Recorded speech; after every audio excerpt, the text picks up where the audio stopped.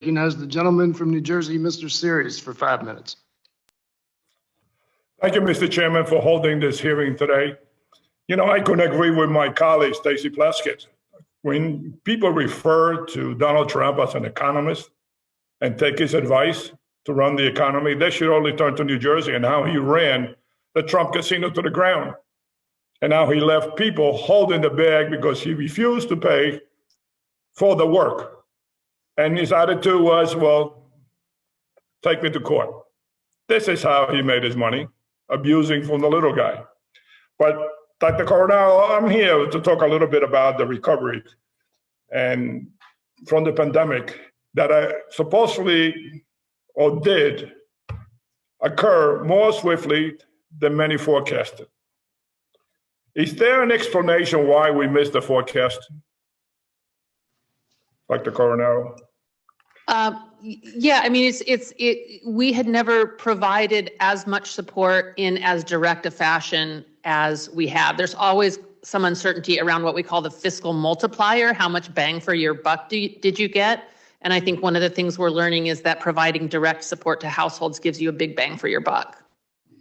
Yeah, I always get a kick because it's always looking backwards and attacking some of the things that basically maybe have not gone as swiftly, as smoothly as could have gone. And it makes for great political points. But can you also tell me the role of the rescue plan in spurring the recovery? If it wasn't for that, what would have happened?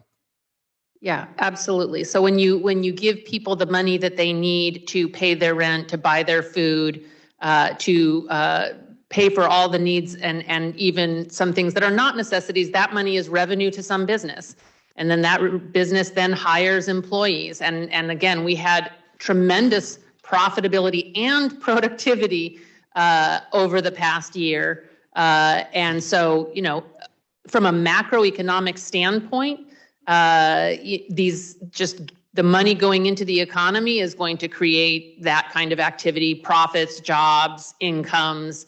It's a positive feedback loop. That's in fact the definition of a recession versus an expansion, is taking the economy out of a negative feedback loop where job losses and uncertainty begets more job losses and uncertainty, and putting it into a positive feedback loop where spending creates jobs, creates more spending, creates more jobs. And that is in fact what the American Rescue Plan, that's the dynamic it helped foster. Thank you. Mayor Williams, as a former mayor, I understand how impactful state and federal funding are to starting and maintaining a city's program and services. I can tell you that in my district, many of the mayors were starting to panic during the pandemic because they didn't know if help was coming or not. They didn't realize they weren't getting the amount of money coming in as they thought they were getting.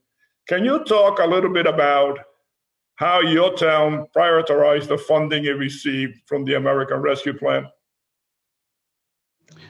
Thank you, Representative. Certainly, how we prioritize the use of the funding in our city was certainly first and foremost to our first responders, police and fire and public services or public works, those folks who had to be in work that could not work from home. So certainly that was important to us. But also, I spoke earlier about the rental assistance, mortgage assistance, utility assistance, but also assisting families with food insecurities.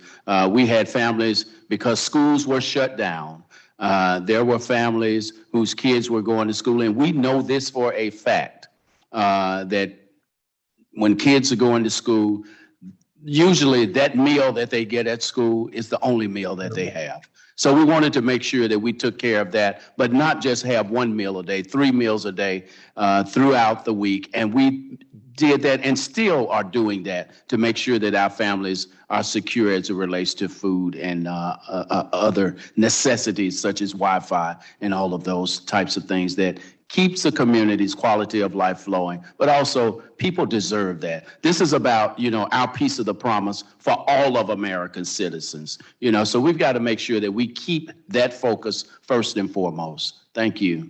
Thank you. One of the things that I'm most proud of my community is how they handle this, especially the lunch program for kids.